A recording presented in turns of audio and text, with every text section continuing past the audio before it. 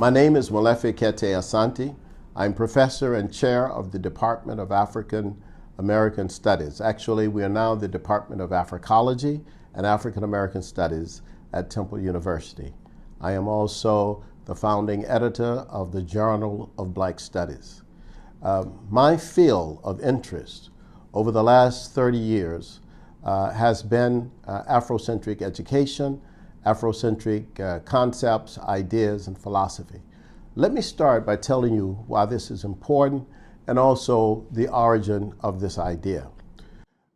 African people were brought to the Americas, and in the United States, African people were here from 1619, actually before it was the United States of America.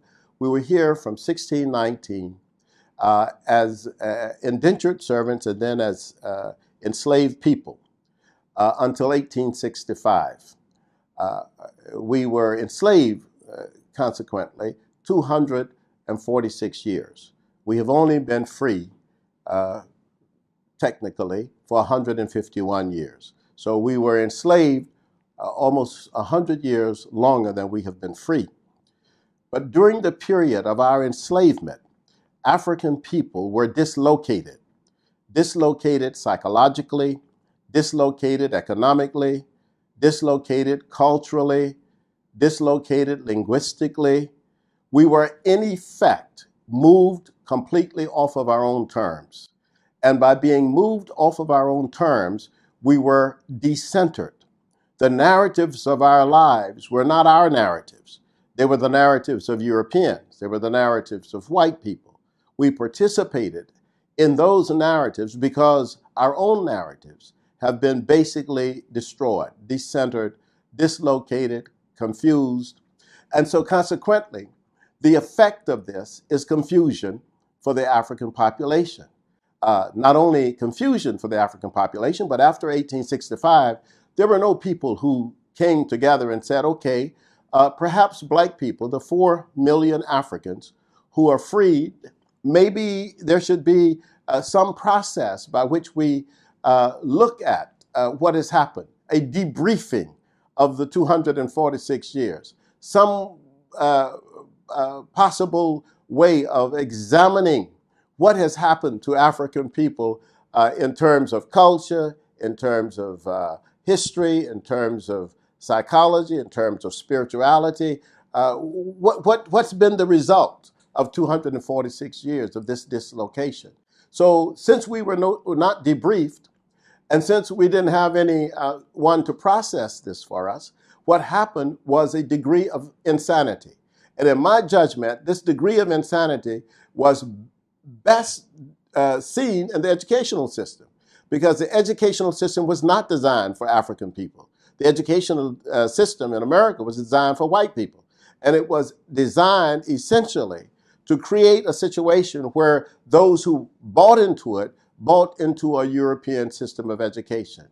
That is why African people, I think, have a sense of loss of consciousness or a lack of consciousness.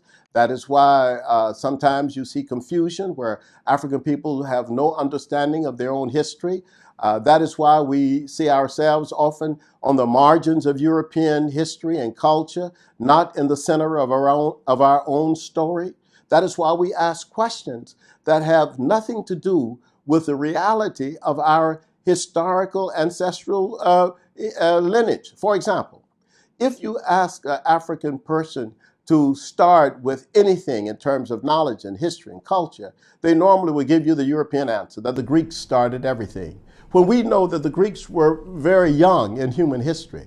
If you start with 800 BC, the period of Homer and the Odyssey and the Iliad, then you are forgetting that 2,000 years before Homer, African people built the pyramids. Then you are starting with a limited understanding of human history.